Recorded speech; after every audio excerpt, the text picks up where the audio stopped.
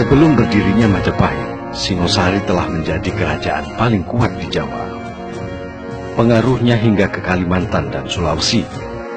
Tak jarang, para pedagang yang berlayar di perairan Nusantara kala itu harus membayar upeti kepada Singosari yang dipimpin Prabu Kertanegara.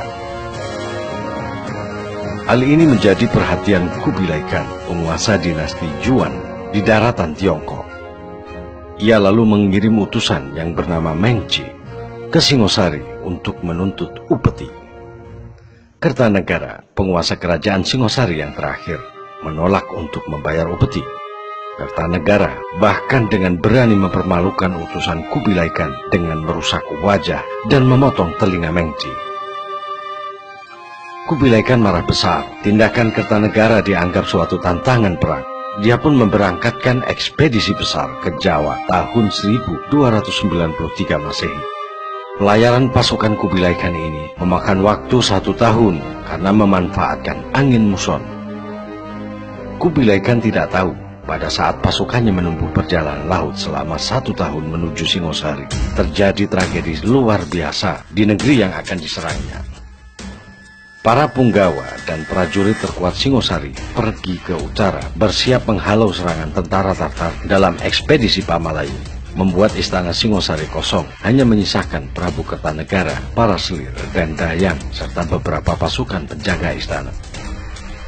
Kondisi ini dimanfaatkan oleh Adipati Kediri, Jaya Katwang, yang kebetulan mendendam kepada Kertanegara. Jaya Katwang memberontak. Dia bersama pasukannya menyergap Kertanegara bersama keluarganya tanpa sisa di pagi buta. Kertanegara tewas seketika dan Jaya Katwang mengambil alih kekuasaan Singosari tanpa sepengetahuan Kubilai Khan dan pasukannya. Namun, Jaya Katwang tidak menyadari bahwa ada 2 orang tersisa dari keluarga Prabu Kertanegara yang masih hidup, dan kebetulan pada waktu tragedi pembunuhan itu terjadi, dia berada jauh di utara menyusul pasukan Singosari dalam ekspedisi Pamalayu. Dia adalah sang menantu Kertanegara bernama Raden Wijaya beserta istrinya. Dengan hati perih, Raden Wijaya kemudian minta perlindungan kepada Arya Wiraraja, sang Mahapati Singosari yang berkedudukan di Madura. Raden Wijaya kemudian diberi hutan tarik. Ia membuka hutan itu dan membangun desa baru. Desa itu kemudian diberi nama Majapahit, yang namanya diambil dari buah maja yang banyak tumbuh di situ dan rasa pahitnya dari buah tersebut, Majapahit. Di hutan tarik inilah Raden Wijaya kemudian menyusun strategi sembari menunggu pasukan Tartar tiba. Ketika pasukan Mongol tiba, dengan cerdik Raden Wijaya pun bersekutu dan mendapat kepercayaan dari pasukan Kubilai Khan untuk bertempur melawan Jaya Katwang yang bagi pasukan Kubilai Khan dikira masih di bawah kekuasaan Kertanegara Raja Singosari. Atas saran Raden Wijaya pula, pasukan Mongol kemudian dipecah-pecah dan dibagi di dalam beberapa pasukan kecil. Ada yang menempuh perjalanan darat dan ada yang menempuh perjalanan sungai melalui Sungai Bengawan Solo dan Sungai Berantas menuju Kediri. Sejatinya, Raden Wijaya hanya ingin memecah belah kekuatan tentara Mongol agar nantinya mudah untuk dihancurkan pasukannya seusai perang melawan Jaya Katwang. Setelah berhasil menjatuhkan Jaya Katwang, Raden Wijaya kemudian berbalik menyerang sekutu Mongolnya yang kelelahan dan tengah berpesta kemenangan hingga memaksa mereka menarik pulang kembali pasukannya secara kalang-kabut.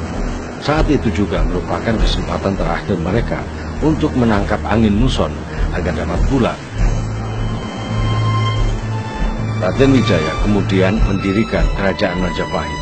Tanggal pasti yang digunakan sebagai tanggal kelahiran Kerajaan Majapahit adalah hari penobatan Raden Wijaya sebagai Raja Diraja, yaitu pada 15 bulan Kartika tahun 1215 Saka yang bertepatan dengan tanggal 10 November 1293. Raden Wijaya dinobatkan dengan nama resmi Kertarajasa Jayawardhana. Kerajaan Majapahit yang masih muda kemudian menghadapi masalah. Beberapa orang kepercayaan Kertarajasa termasuk Ronggolawe, Sora, dan Nambi memberontak melawannya. Pemberontakan tersebut tidak berhasil. Semua ini tercatat dalam kitab Pararaton. Sejarawan Indonesia Slamet Mulyana menduga bahwa Mahapati Halayudala yang melakukan konspirasi untuk menjatuhkan semua orang terpercaya raja agar ia dapat mencapai posisi tertinggi dalam pemerintahan. Namun setelah kematian pemberontakan yang terakhir, yaitu pemberontakan Kuti, Halayuda ditangkap dan dipenjara dan lalu dihukum mati. Raden Wijaya meninggal pada tahun 1309 Masehi. Dalam kitab Pararaton, putra dan penerus Wijaya adalah Jaya Negara bernama kecil Kolokemet. Dalam kurun pemerintahan Jaya Negara, seorang pendeta Italia, Odorico da Pordenone, mengunjungi kerajaan Majapahit di Jawa pada tahun 1328. Jaya Negara dibunuh oleh tabibnya Ratanca. Ibu tiri Jaya Negara, yaitu Gayatri Rajapatni, seharusnya menggantikannya. Akan tetapi Rajapatni memilih mengundurkan diri dari istana dan menjadi bhiksuni. Rajapatni menunjuk anak perempuannya yang bernama Tribuana Wijaya Tunggadewi untuk menjadi Ratu Majapahit. Pada tahun 1336, Tribuana menunjuk Gajah Mada sebagai Mahapatih. Pada saat pelantikannya, Gajah Mada mengucapkan Sumpah Palapa yang terkenal, yang menunjukkan rencananya untuk melebarkan kekuasaan Majapahit dan membangun sebuah kemaharajaan. Ring Seram, Tanjung Pura, Ring Haru, Ring Pahang, Tompo, Ring Bali, Sunda, Palembang, Tumasek, Sakmana, Isun, Amukti, Palapa.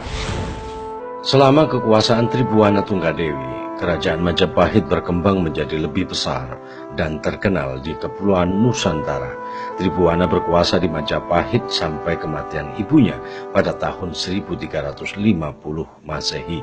Ia diteruskan oleh putranya bernama Hayam Wuruk. Hayam Wuruk bergelar Raja Sanegara, memerintah Majapahit pada tahun 1350 hingga 1389. Pada masanya, Majapahit mencapai puncak kejayaannya dengan bantuan Mahapatihnya yang termasyhur, Gajah Mada. Di bawah perintah Gajah Mada 1313 hingga 1364, Majapahit menguasai lebih banyak wilayah. Menurut Kakawin Negara Kertagama, daerah kekuasaan Majapahit meliputi Sumatera, Semenanjung Malaya, Kalimantan, Sulawesi, Kepulauan Nusa Tenggara, Maluku, Papua, Tumasik atau Singapura, dan sebagian kepulauan Filipina.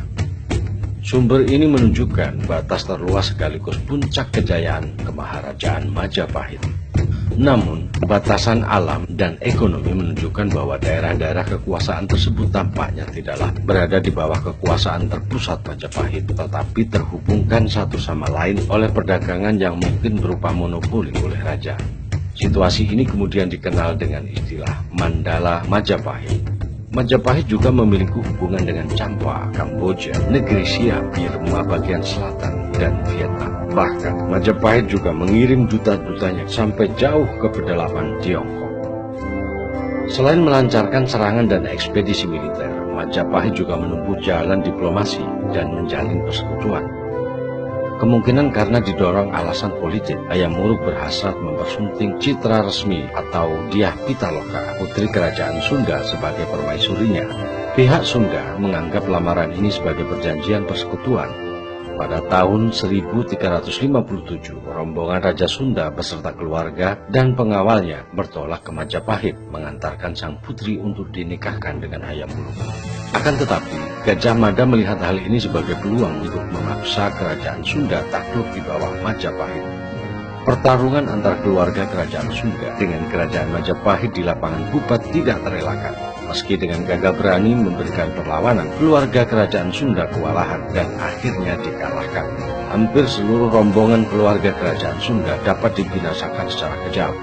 Tradisi menyebutkan bahwa sang putri yang kecewa dengan hati remuk redam melakukan bela mati, bunuh diri untuk membela kehormatan negaranya. Kisah Pasunda Bubat menjadi tema utama dalam naskah Kidung Sunda yang disusun pada zaman kemudian di Bali dan juga naskah Carita Parahyangan. Kisah ini disinggung dalam Pararaton, tetapi sama sekali tidak disebutkan dalam Negara Kertagama. KKW Negara Kertagama yang disusun pada tahun 1365 menyebutkan budaya keraton yang adiluhung, agung, dan canggih dengan cita rasa seni dan sastra yang halus dan tinggi, serta sistem ritual keagamaan yang rumit.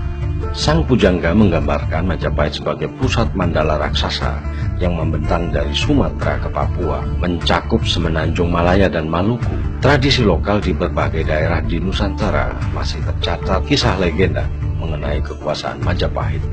Administrasi pemerintahan langsung oleh Kerajaan Majapahit yang mencakup wilayah Jawa Timur dan Bali.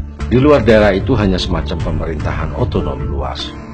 Pembayaran upeti dilakukan secara berkala dan pengakuan kedaulatan Majapahit atas mereka. Akan tetapi, segala pemberontakan atau tantangan bagi ketuanan Majapahit atas daerah itu dapat mengundang reaksi keras. Pada tahun 1377, beberapa tahun setelah kematian Gajah Mada, Majapahit melancarkan serangan laut untuk menumpas pemberontakan di Palembang. Meskipun penguasa Majapahit memperluas kekuasaannya pada berbagai pulau dan kadang-kadang menyerang kerajaan tetangga, perhatian utama Majapahit nampaknya adalah mendapatkan porsi terbesar dan mengendalikan perdagangan di Kepulauan Nusantara. Pada saat inilah, pedagang Muslim dan penyebar agama Islam mulai masuk ke kawasan ini. Setelah wafatnya Hayam Wuruk pada tahun 1389, Majapahit memasuki masa kemunduran akibat konflik perebutan tahta. Pewaris Hayam Wuruk adalah putri mahkota Kusumawardhani yang menikahi sepupunya sendiri bernama Pangeran Wikramawardhana. Hayam Wuruk juga memiliki seorang putra dari salirnya, Wirabumi, yang juga menuntut haknya atas tahta. Perang saudara yang disebut Perang Paregrek diperkirakan terjadi pada tahun 1405 hingga 1406 antara Wirabumi melawan Wikramawardhana. Perang ini akhirnya dimenangkan oleh Wikramawardhana, sementara Wirabumi ditangkap dan kemudian dipancung. Tampaknya perang saudara ini melemahkan kendali Majapahit atas daerah-daerah taklukan di seberang. Dalam kurun pemerintahan Wikramawardhana, serangkaian serangan laut dinasti Ming yang dipimpin oleh Laksamana Cheng Ho, seorang jenderal Muslim Cina, tiba di Jawa antara kurun waktu 1405 sampai 1433. Sejak tahun 1430, ekspedisi Cheng Ho ini telah menciptakan komunitas Muslim Cina dan Arab di beberapa kota pelabuhan pantai utara Jawa seperti di Semarang, Demak, Tuban, dan Ampel. Maka Islam pun mulai memiliki pijakan di pantai utara Jawa. Wikramawardhana memerintah hingga tahun 1426 dan diteruskan oleh putrinya yang bernama Ratu Suhita yang memerintah pada tahun 1426 sampai 1447. Ia adalah putri kedua Wikramawardhana dari seorang selir yang juga putri kedua Wirabumi. Pada 1447, Suhita mangkat dan pemerintahan dilanjutkan oleh Kertawijaya, adik laki-lakinya. Ia memerintah hingga tahun 1451. Setelah Kertawijaya wafat, Brepamutan menjadi raja dengan gelar Rajasa Wardhana dan memerintah di Kahuripan. Ia wafat pada tahun 1453. Terjadi jeda waktu 3 tahun tanpa raja akibat krisis pewaris tahta. Girisawardhana, putra Kertawijaya, naik tahta pada 1456. Ia kemudian wafat pada 1466 dan digantikan oleh Singha Wikramawardhana pada 1468. Pangeran Kertabumi memberontak terhadap Singha Wikramawardhana dan mengangkat dirinya sebagai Raja Majapahit. Ketika Majapahit didirikan, pedagang Muslim dan para penyebar agama sudah mulai memasuki Nusantara. Pada akhir abad 14 dan awal abad ke-15, pengaruh Majapahit di seluruh Nusantara mulai berkurang. Pada saat bersamaan, sebuah kerajaan perdagangan baru yang berdasarkan Islam, yaitu Kesultanan Malaka, mulai muncul di bagian barat Nusantara. Majapahit tak kuasa lagi membendung kebangkitan Kesultanan Malaka yang pada pertengahan abad ke-15 mulai menguasai Selat Malaka dan melebarkan kekuasaannya ke Sumatera. Sementara itu beberapa jajahan dan daerah taklukan Majapahit di daerah lainnya di Nusantara satu persatu mulai melepaskan diri dari kekuasaan Majapahit.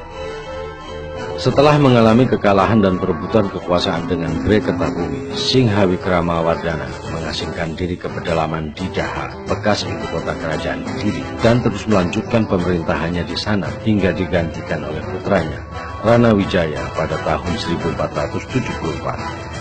Pada 1478, Rana Wijaya mengalahkan Kertabumi dengan memanfaatkan ketidakpuasan umat Hindu dan Buddha atas kebijakan Bre Kertabumi serta mempersatukan kembali Majapahit menjadi satu kerajaan. Rana Wijaya memerintah pada kurun waktu 1474 hingga 1498 dengan gelar Girindrawardhana hingga ia digulingkan oleh Patih Udara. Akibat konflik dinasti ini, Majapahit menjadi semakin lemah dan mulai bangkitnya kekuasaan kerajaan Demak yang didirikan oleh keturunan Bre Wirabumi di pantai utara Jawa. Waktu berakhirnya kerajaan Majapahit berkisar pada kurun waktu tahun 1478 atau tahun 1400 Saka, dianggap sebagai waktu lazim pergantian dinasti dan berakhirnya satu pemerintahan. Pada kurun waktu tahun 1478 hingga tahun 1518. Dalam tradisi Jawa, ada sebuah kronogram atau candra sengkala yang berbunyi Sirno Ilang Kertaning Bumi. Sengkala atau pertanda ini konon adalah tahun berakhirnya Majapahit dan harus dibaca sebagai 0041, yaitu tahun 1400 Saka atau 1478 Masehi. Arti sengkala ini adalah sirna hilanglah kemakmuran bumi. Namun yang sebenarnya digambarkan oleh candra sengkala tersebut adalah gugurnya Bre Kertabumi, Raja ke-11 Majapahit oleh Girindrawardhana. Raden Patah yang saat itu adalah Adipati Demak sebetulnya berupaya membantu ayahnya dengan mengirim bala bantuan dipimpin oleh Sunan Ngudung, tetapi mengalami kekalahan. Bahkan Sunan Ngudung meninggal di tangan Raden Kusen, adik Raden Patah yang memihak Rana Wijaya, hingga para Dewan Wali menyarankan Raden Patah untuk meneruskan pembangunan Masjid Demak.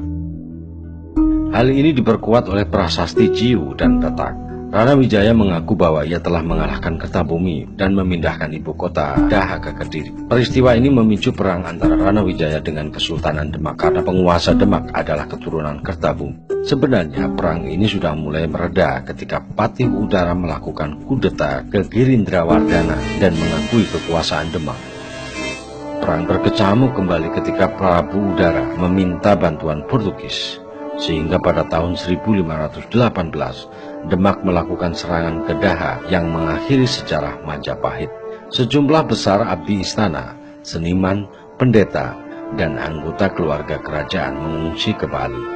Pengungsian ini kemungkinan besar untuk menghindari pembalasan dan hukuman dari Demak, akibat selama ini mereka mendukung Rana Wijaya melawan Kertabumi.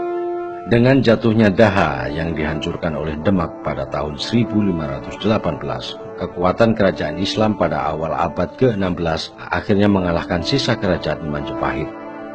Demak di bawah pemerintahan Raden Patah diakui sebagai penerus kerajaan Majapahit, dan tradisi Demak legitimasi Raden Patah karena ia adalah putra Raja Majapahit Brawijaya V dengan seorang putri Cina. Catatan sejarah dari Tiongkok, Portugis, dan Italia mengindikasikan bahwa telah terjadi perpindahan kekuasaan Majapahit dari tangan penguasa Hindu ke tangan Adipati Unus, penguasa dari Kesultanan Demak, antara tahun 1518 dan 1521 Masehi. Demak memastikan posisinya sebagai kekuatan regional dan menjadi kerajaan Islam pertama yang berdiri di tanah Jawa. Saat itu setelah keruntuhan Majapahit, sisa kerajaan Hindu yang masih bertahan di Jawa hanya tinggal kerajaan Belambangan di ujung timur, serta kerajaan Sunda yang beribu kota di Pajajaran di bagian barat. Perlahan-lahan Islam mulai menyebar seiring memudarnya masyarakat Hindu ke pegunungan dan ke Bali. Beberapa kampung masyarakat Hindu Tengger hingga kini masih bertahan di pegunungan Tengger, kawasan Bromo,